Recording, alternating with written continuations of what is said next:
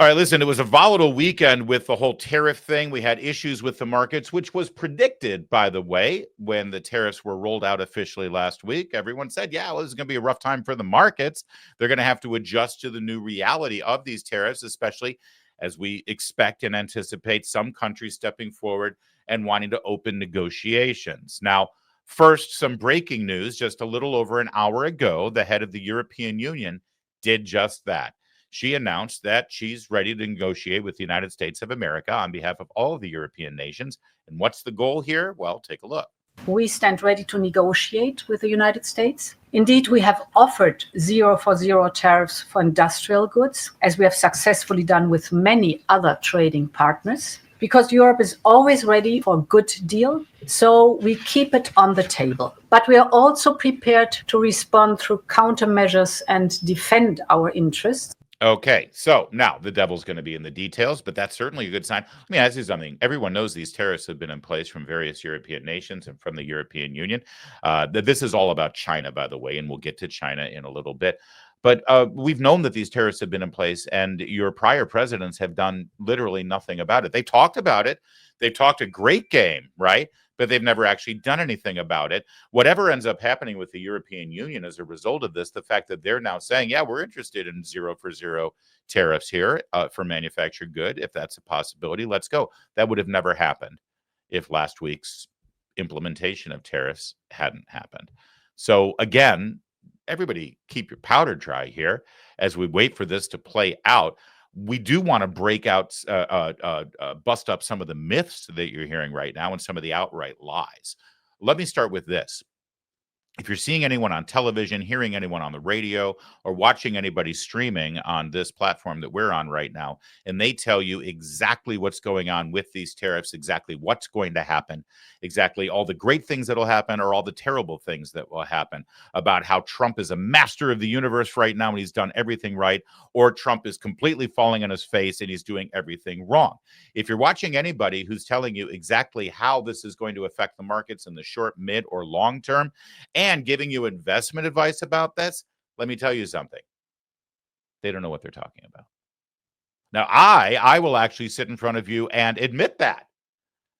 I know that's probably not a strong position for a big ranting video streamer to do, but I think that we've got a pretty good relationship at this point. We've got a bit of a trust level here, and you expect me to tell you the truth. And the truth is, most people don't know exactly what's going to happen here because this has never been done before. The president of the United States ran on a simple notion that he wanted to reset the manufacturing dominance of China and other countries around the world and bring manufacturing back to the United States. And he intended to do that with an aggressive use of tariffs and deregulation here in the United States and tax breaks for businesses and for individuals. Now, the tariffs are put in place. A lot of the deregulation has happened, but much of it still needs to happen through legislation. And of course, the tax breaks have to happen through legislation. But that's the plan. It's literally what he ran on. He talked about it all the time, and now he's implementing it. And whatever the fallout is, whatever the repercussions are, whether it's getting EU to the table, and what I'm told are 50 other countries who are asking to negotiate with the United States to get rid of the tariffs, or if it's some problems in the market because suddenly it's not business as usual, well, that's part of what's been baked in the cake here. And we have to see how this plays out. Are we going to be able to ramp up manufacturing overnight in the United States? Of course not. Some things will go faster than other. Also, there's some things that we've put tariffs on that have nothing to do with manufacturing. In fact, I don't know about you, but I like drinking coffee. We currently have 2 territories or states in the United States of America where we can grow coffee, Puerto Rico and Hawaii. That's just the reality of the climate in those places. If we grew coffee on all of that territory, it would not be enough coffee for the United States of America to satisfy our daily need of coffee. We need to import coffee. And right now, the coffee that we're importing is going to have a tariff on it. That might mean that your coffee is going to get more expensive. That's an economic reality. And it's something that we need to get ready for and to deal with. But I can tell you this, every single, and I mean every single Democrat elected official or former elected official that you see on television whining and complaining about this and blaming Trump, they are either lying or they're hypocrites, or as you know, our motto here, probably both. Let's start with this lady. How far does China have to go? How much more repression? How big a trade deficit and loss of jobs for the American worker? And how much more dangerous proliferation has to exist before members of this House of Representatives will say, I will not endorse the status quo? As I mentioned, it's about jobs, proliferation, and human rights. And there are those who say we shouldn't link human rights and trade and proliferation and trade. I disagree. But if we just want to take up this issue on the basis of economics alone, indeed, China should not receive most favored nation status for several reasons that I'd like to go into now. I'd like to call the attention of our colleagues to this chart on the status quo that the business community is asking each and every one of us to endorse today. All right, let me just stop there. This floor speech by then Minority Leader Nancy Pelosi, soon to be Speaker of the House, and she won, and the Democrats got a majority based on, in many respects, this trade issue. That status quo, that trade deficit, that's tinker toys compared to what we got right now. The status quo has remained and gotten worse. But now Nancy Pelosi opposes the tariffs, the very tariffs that she endorsed back then, the very measures that she endorsed back then to reverse the trade deficit. Well, that's in the House of Representatives. What about over in the Senate? Are you familiar with this guy? Further, what they have said is that we need to not worry about manufacturing in America, because what we should establish is a policy of unfettered free trade. We don't need tariffs. What we need is to allow corporate America the freedom to throw American workers out on the street, people who are making 15, 20, 25 bucks an hour, healthcare, pensions, throw them out on the street, because somehow, Madam President, we are going to create wealth in America and good paying jobs in America as we shut down plants. We move to China, corporations there pay workers 20, 30 cents an hour, and we bring the product back into this country. And anyone who goes shopping in a mall knows how difficult it is today to find the product made in America. But that is the philosophy. And I have to say, in that regard, the champion, and he is honest on this one. Senator McCain has been criticized recently for not being the most honest candidate we have seen in terms of his ads and so forth. He has been honest on this one. He is the lead advocate of unfettered free trade. And that's an also important part of this right-wing ideology, that it is good for America that corporations can go to China and bring products back into this country. Now, that, of course, was Bernie Sanders railing against free trader John McCain. That was when George W. Bush was president, and they were celebrating the idea of Barack Obama finally getting tough on China, finally going after them with tariffs, as you heard, and bringing manufacturing back to America. Okay. Speaking of Barack Obama, he had plenty to say about this as he was president. When it comes to the international system of commerce and trade, it's legitimate for poorer countries to continue to seek access to wealthier markets. And by the way, wealthier markets, that's not the big problem that you're having. A small African country is sending you tea and flowers. That's not your biggest economic challenge. It's also proper for advanced economies like the United States to insist on reciprocity from nations like China that are no longer solely poor countries, to make sure that they're providing access to their markets and that they stop taking intellectual property and hacking our servers. Reciprocity. Doesn't this sound familiar? How exactly do you get reciprocity there? Again, they all talked a big game, but they never actually did anything about it. Nancy Pelosi did nothing about it. Bernie Sanders did nothing about it. Barack Obama did nothing about it. And now the President Trump is actually doing what they suggested. You see, each time they were criticizing Republicans for being wrong on this issue. And Donald Trump has plenty of Republican critics on this right now because a lot of them have maintained the status quo. They think that for the last 30 years, everything's been fine. I'm not so sure about that. I think the things that were promised to us back in the mid-90s about free trade, or at least not having any restrictions coming in from China, has not borne out. I think that what they said would happen did not happen. When people were warning about manufacturing getting killed in America, they said, oh, that's ridiculous. That won't happen. And it did happen. And they have no solution other than to just continue to maintain the status quo. Donald Trump is now doing something about it. You may disagree with what he does, but each and every one of those hypocrites that you just saw, they're now criticizing Donald Trump for doing what they said they do, but never had the cojones to do it. That's something that you should bear in mind as this entire story unfolds. One other aspect of this that you should bear in mind is the people who are screaming and complaining the loudest seem to be those who were tied to wealth on Wall Street, whether they're big corporate owners or traders or investment bankers.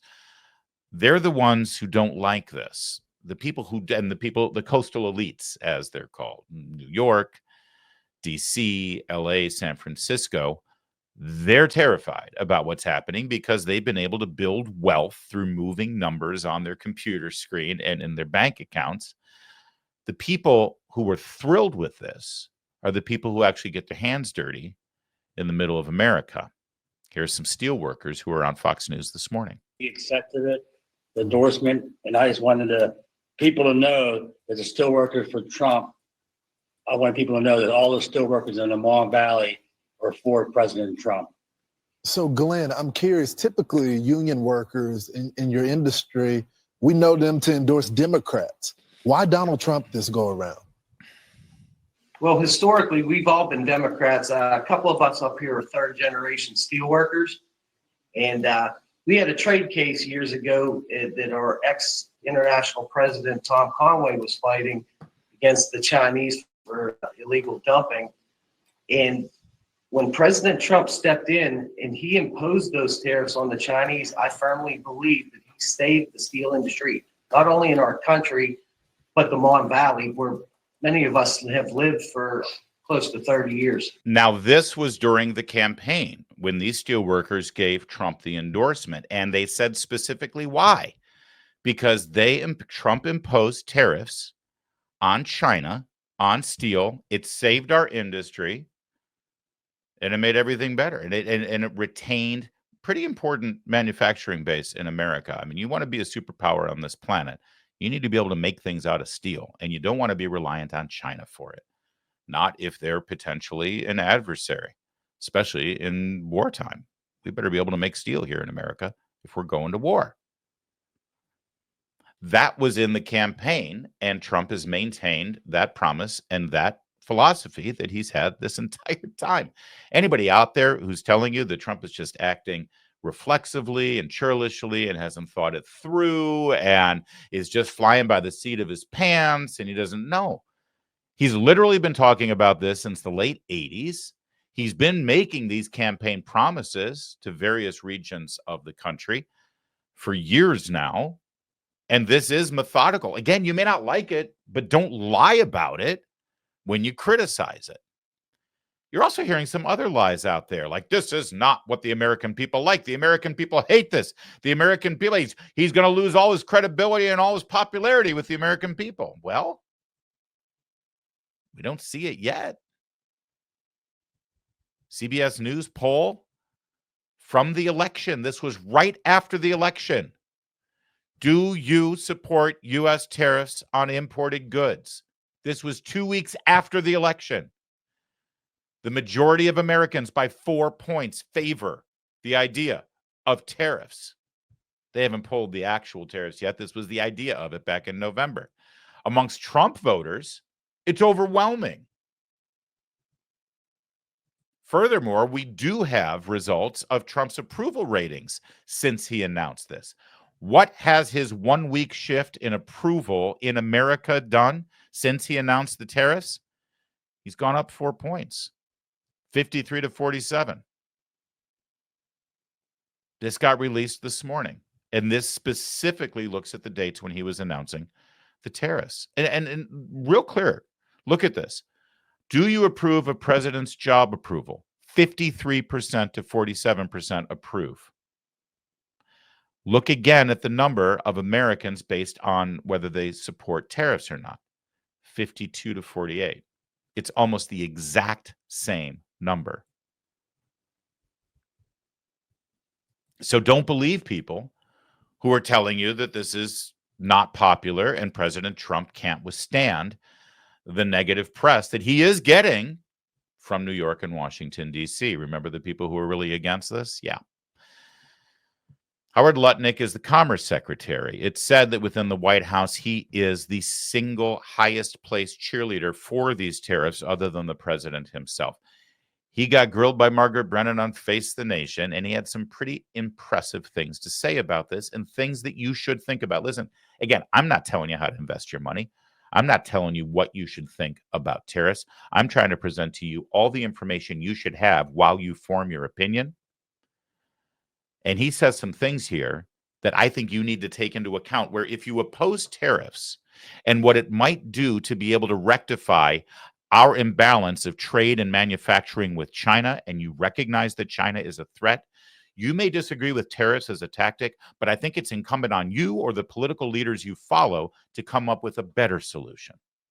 Because the fact is, the problem is real and it needs to be fixed. This is the first president who's addressing the problem. His solution is tariffs. You don't like that? Fine. What's your plan? Here's the problem as Commerce Secretary Lutnick lays it out. You've got to realize this is a national security issue. I mean, we don't make medicine in this country anymore. We don't make ships. We don't have enough steel and aluminum to fight a battle, right? All our semiconductors are made overseas. So every button we press when we try to start our car or even use our microwave, these are all semiconductors. They're all made elsewhere. We've got to start to protect ourselves, and we've got to stop having all the countries of the world ripping us off. We have a $1.2 trillion trade deficit, and the rest of the world has a surplus with us.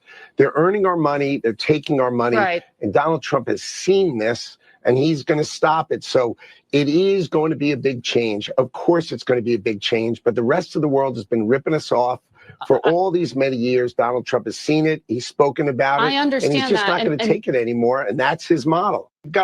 Those are some pretty important points and things that need to be addressed that has happened without anybody doing anything to address them. Just whistling past the graveyard. Do you think it's good that we don't make medicine in this country? Do you think it's good that we had a pandemic that was leashed on the world by China, and then for all of the protective gear and masks and whatever the hell else they made us go through during the pandemic, we got the majority of our supplies and our medicines from the very country, from China, because we weren't able to do it ourselves here.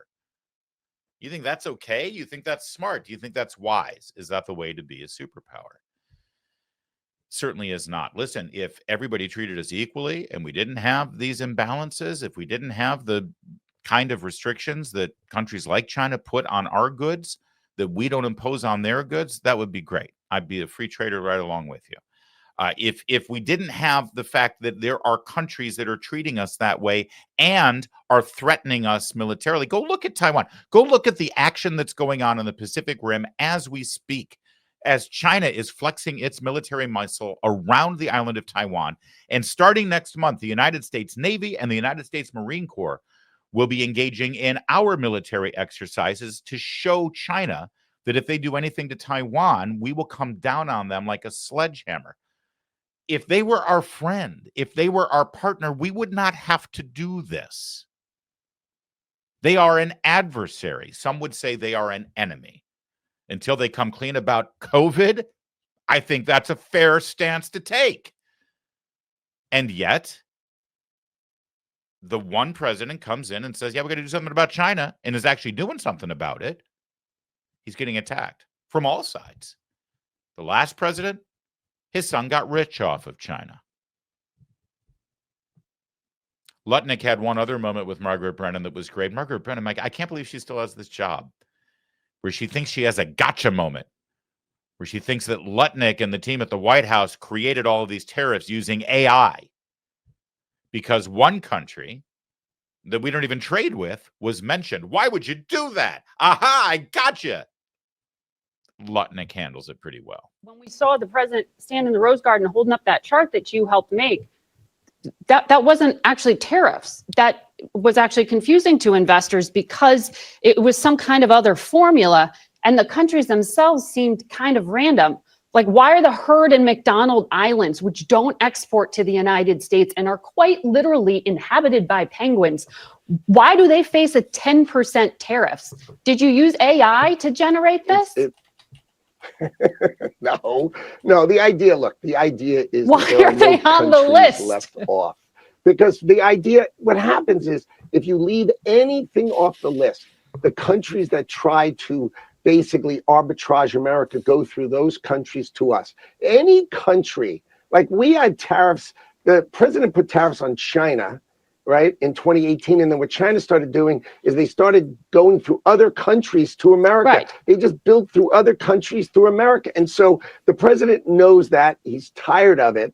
And he's going to fix that. So basically, he said, look, I can't let any part of the world be a place where China or other countries can ship through them. So he ended those loopholes, these ridiculous loopholes. And now what he's trying to say is, I'm going to fix the trade deficit of the United States of America. It's a national security issue. We need to make medicine. We need to make semiconductors. We need to make ships. We need to have steel and aluminum. Come on, we need the greatness of America to actually be built in America. And he's tired of getting ripped off by the rest of the world. Okay. There you go, Margaret Brennan. Honestly, CBS News at this point would be smarter using AI to fashion the questions for Ms. Brennan to read from her teleprompter. The Heard and McDonald Islands. We don't trade with them. It's just full of penguins. Why would you put a tariff on them? The Heard and McDonald Islands are actually a territory of Australia. And so if we impose tariffs on Australia, and Australia is a trading partner with China, and China launders their tariff-free trade through Australia, well, then we need to include the Heard and McDonald Islands. And it doesn't take artificial intelligence to figure that out, Margaret. It takes just a modicum of intelligence. So I understand why you had trouble with that. Not all Republicans are getting wobbly on Donald Trump, though. You've seen lots of criticism and lots of concern and lots of weak knees, and I understand it. Trust me, I saw my 401k. Thankfully, I've got a good decade or so doing what I'm doing before I have to look for that nice Caribbean island to retire to. American territory, don't get me wrong, but Caribbean nonetheless. Here is Deb Fischer, Nebraska senator, this morning, talking some common sense, taking a deep breath and just saying, hey, guys, let's just stick with the president on this for now. But I want to give the president time. That's where I'm at, and that's where Nebraskans are too, to be able to give the president time. As you quoted what he had put up this morning, I agree with those points. We're seeing a decrease in oil prices. We're seeing food prices come down. Here in Congress, we are looking at spending cuts to get spending under control. We're looking at getting rid of a lot of regulations out there. All of that is part of this package. So when we wait for the president's tariffs to be able to have an impact on the unfair trade practices that we have seen against ag producers, against manufacturing here in America, we want to make sure that we're going to be addressing that. Right now, for example, ethanol. Nebraska is an ethanol state. We are the second largest producer. When we talk about ethanol, ethanol from Brazil comes in with no tariff right now, none. They pay zero. But yet when we export ethanol to Brazil, 18%. Those kinds of actions by other countries need to stop. Those are prohibitive for exports. We had an administration under Joe Biden that did nothing. They had no interest whatsoever in trade. Well, and we that's saw right. over $40 billion trade deficit. That has to stop. That's some good stuff from the Nebraska senator right there. They do love their ethanol. It's corn, let's face it. Finally, President Trump decided to take to Truth Social this morning and admonish all of his supporters and those who pretend to support, and he delivered a message. The United States has a chance to do something that should have been done decades ago. Don't be weak. Don't be stupid. Don't be a panicking. New party based on weak and stupid people. Be strong, courageous, and patient, and greatness will be the result. It has been 6 days. 5 days, actually. It is pretty amazing how many people who say make America great again are now saying, except, we're not willing to put anything on the table in the process of making it great. If you like the idea of bringing manufacturing back to America, this is one way to do it, it appears. I don't think anyone denies that. And unless someone else has a better idea, maybe this is the path to take. Again, I'm not telling you what to believe. You've seen all of the information that I shared with you. You've seen the lying hypocrites who advocated for this kind of action, and now they're jumping on board trying to kill Trump over it. And you've seen the Nebraska senator and Secretary Lutnick speaking about some very real issues here that need to be addressed, and they think Trump is addressing it. Trump's asked you not to be a panican. I'd like to know one thing from you. Are you?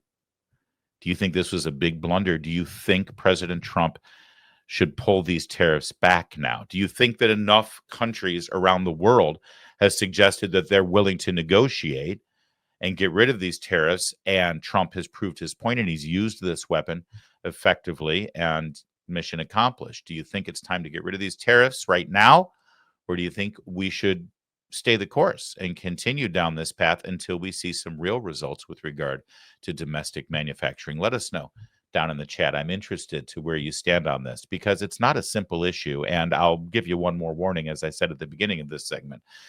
All those people out there who were telling you all these things, I want to add one more to the list of people that you should be ignoring and not trusting. Those are the people who tell you, this is very simple. It's very black and white. It's very obvious what needs to happen here. Those people are the ones to avoid at all costs. Those are the biggest liars of all.